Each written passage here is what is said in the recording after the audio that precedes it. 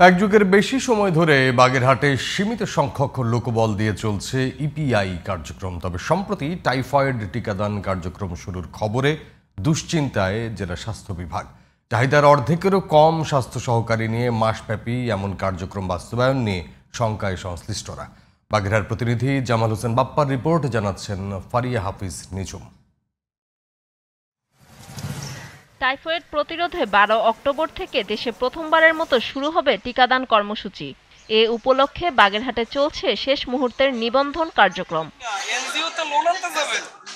টিকাদান কর্মসূচি শুরুর স্বল্প সময় থাকলেও কর্মী সংকট নিয়ে চিন্তিত বাগেরহাটের স্বাস্থ্য কর্মকর্তারা। জেলায় স্বাস্থ্য সহকারীর 331টি পদের মধ্যে 243টি পদ শূন্য থাকায় মাসব্যাপী কার্যক্রম বাস্তবায়ন নিয়ে শঙ্কায় আছেন তারা।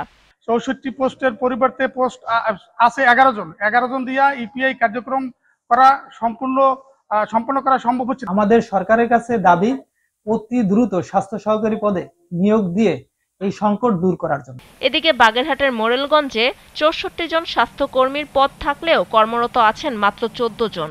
শুধুমাত্র এই উপজেলায় কর্মীর সংকট রয়েছে 50 জন।